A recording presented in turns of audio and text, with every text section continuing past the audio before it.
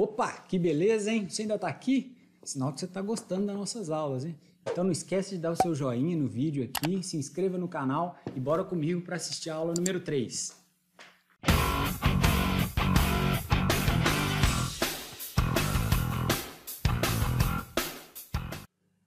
Bom, pessoal, na aula número 3 eu quero começar com uma definição interessante de riqueza, por assim dizer. Riqueza é a capacidade de uma pessoa sobreviver tantos dias a mais. Se eu parar de trabalhar hoje, por quanto tempo sobreviverei? Essa definição aí é do Buckminster Fuller. É um cara do início do século passado aí, esses gênios que aparecem de tempo em tempo, um cara extremamente estudioso, escreveu um monte de livros, professor das melhores universidades americanas aí. E ele fez essa definição de riqueza que é muito interessante, né, para o que a gente está discutindo aqui. Acho que ajuda a gente a pensar como que a gente vai definir o que é riqueza. Uma das formas interessantes. Então, olha o que ele está falando. Se eu parar de trabalhar hoje, por quantos dias a mais eu sobreviverei? Claro que sobreviverei financeiramente falando, né? Então, por exemplo, digamos que eu tenho aí despesas mensais da ordem de R$2.000, por exemplo. Se meu fluxo de caixa de ativos é de torno mensal, claro, é em torno de R$1.000, e já faço um parêntese aqui, se você não está entendendo isso, pode ser que você não assistiu a nossa aula número 1 e a nossa aula número 2. Então, antes de continuar, sugiro que você busque aqui na descrição desse vídeo essas aulas e assista, porque lá tem os conceitos que vai ajudar a explicar exatamente isso que eu estou falando. E caso você já tenha assistido e ainda ficou algum tipo de dúvida, talvez seja interessante retornar lá e assistir mais uma vez. Mas como eu já expliquei, né, pessoal, ativo é tudo que me gera renda. Então, se eu tenho despesa da ordem de R$2.000 e meu fluxo de caixa, né, que vem dos meus ativos, é em torno de R$1.000, quer dizer que eu tenho aí 15 dias de vida financeira, né? Se eu parar de trabalhar hoje, daqui 15 dias eu não tenho mais dinheiro para pagar minhas contas, correto? E aqui eu estou dando um exemplo de alguém que tenha ativos que gerem renda, a renda passiva, renda sem trabalho, da ordem de R$1.000. A realidade da grande maioria das pessoas é que elas têm quase zero. Esse é o grande problema, que é justamente o que a gente está tentando desmistificar e solucionar aqui. Então, para essas pessoas que não têm nenhum tipo de renda de ativos, você não pode parar de trabalhar. Se eu parar de trabalhar hoje, minha vida financeira já entra em colapso. E não é isso que a gente quer, né? Já um outro exemplo, né? Essa mesma pessoa, se ela tem essas despesas aí e ela tem fluxo de caixa, né, da ordem de R$2.000, opa! É tudo que a gente queria, né? Se eu parar de trabalhar, eu consigo pagar minhas despesas com o fluxo de caixa, né, com o dinheiro, com a renda que eu recebo dos meus ativos. Olha aí que beleza. Essa pessoa pode-se dizer que ela é uma pessoa rica, né? Porque respondendo a pergunta que foi feita ali em cima, se essa pessoa parar de trabalhar hoje, por quanto tempo ela vai sobreviver? Nesse caso aqui, pelo tempo que ela quiser. Né? Então, isso não é o sonho de muitas pessoas, né? Isso aí é o que poderia se chamar de aposentadoria dos sonhos. A gente para de trabalhar, porém a gente consegue manter o nosso padrão de vida, né? A gente não precisa reduzir nenhum tipo de gasto, né? Porque a realidade da grande maioria das pessoas é isso. Quando você se aposenta, quem não se preparou, se ela se aposenta ali pelo INSS, ou essa pessoa não pode parar de trabalhar, ela vai se aposentar, porém vai continuar trabalhando, ou ela vai ter que reduzir o padrão de vida dela. A gente sabe que essa é a realidade, e isso a gente não está falando só a realidade brasileira, não. Isso é a realidade na maior parte do mundo. Isso é uma realidade econômica, por assim dizer. Então, é exatamente isso, né? A gente vai falar sobre riqueza, como enriquecer, como prosperar. Esse é um princípio interessante, né? Poxa, o que seria a riqueza? Eu quero parar de trabalhar, eu quero tirar um ano de férias. Eu posso? A resposta está aí. Se você tem fluxo de caixa de ativos que é igual ou maior, claro, né? Se a gente tiver um terceiro exemplo aqui de uma pessoa que tem fluxo de caixa maior que a despesa, melhor ainda, porque essa pessoa, sem trabalhar, ela está ficando cada dia mais rica. E basicamente é isso que os ricos milionários fazem. Voltando a repetir um pouquinho da aula 2, essas pessoas compram cada vez mais ativos, a renda delas aumenta cada vez mais e elas controlam a quantidade de despesas, então elas têm cada vez mais dinheiro com o passar do tempo. Ok? Então, pessoal, para quem assistiu a aula 1, né, vocês vão se lembrar desse gráfico aí. Eu quis deixar essa outra pergunta aqui, né? Como definir meu objetivo? Eu acredito que a pior coisa que tem é a gente fazer alguma coisa sem saber por quê, né? Michel, por que eu estou juntando dinheiro? Quanto eu quero juntar de dinheiro, né? Qual o montante? Por quanto tempo? Né? Se a gente não tem essas respostas, parece que a gente está juntando dinheiro em vão, né? Parece que a gente está só sendo mesquinho. Mas eu acredito que é muito importante a gente ter definido isso, né? Qual que é o meu objetivo no final das contas, né? Qual é o meu objetivo para atingir a minha liberdade financeira?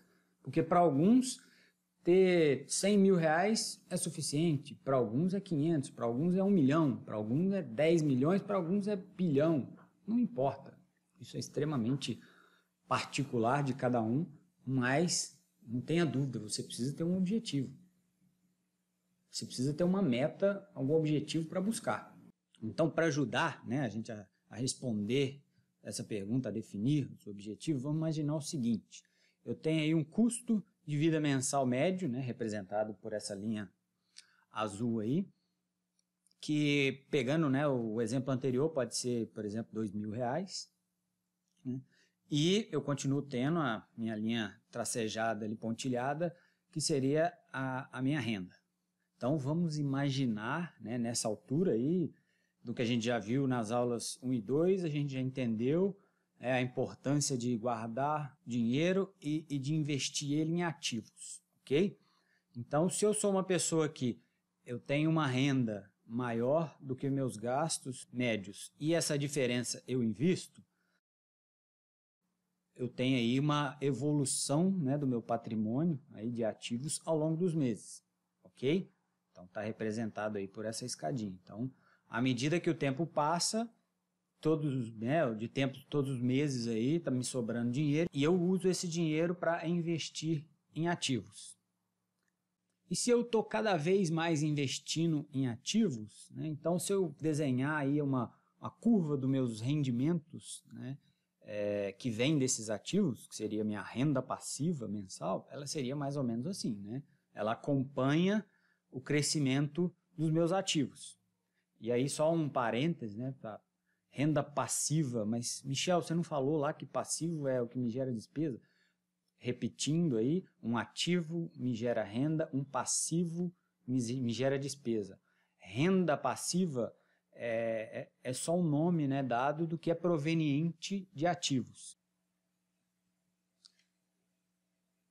Então, vamos lá, considerando, né, esta minha reta de custo de vida médio mensal e esta minha evolução da minha renda passiva mensal, qual que é o meu objetivo da nossa pergunta? É exatamente aquela interseção ali, ó.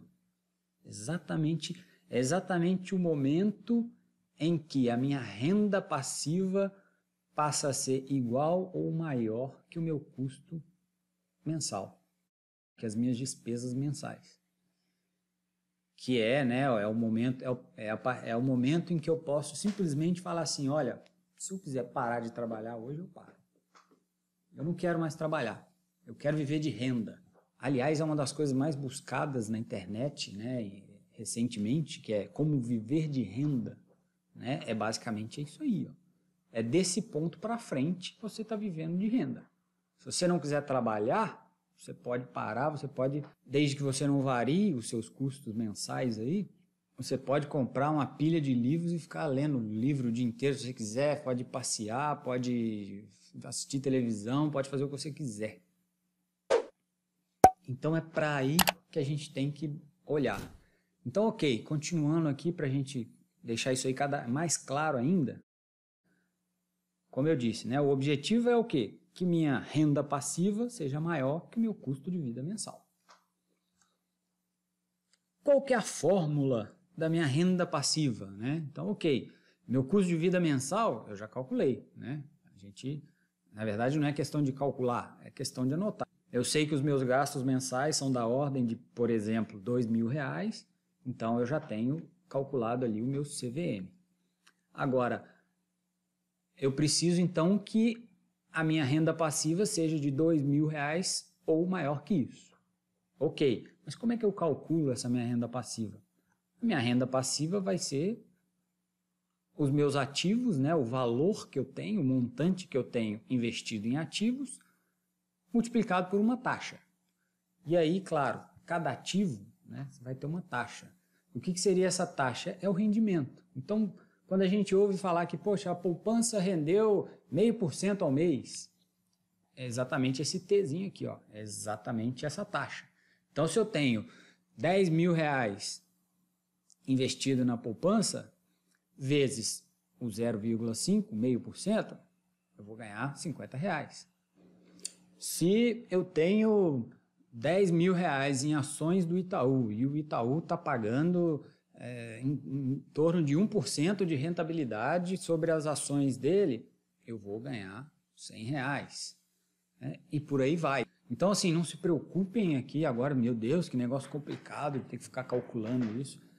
Vocês vão ver que com o passar do tempo isso fica muito claro, né? Mas o importante agora aqui, eu não quero que vocês saibam necessariamente como fazer, como calcular isso. Não é isso que é importante. O importante aqui é o conceito. Por quê? Porque uma das coisas que a gente vai aprender é que essa taxa, esse Tzinho aí, é algo extremamente importante. Quando a gente vai fazer um investimento, é para esse Tzinho, é para essa taxa que a gente está olhando.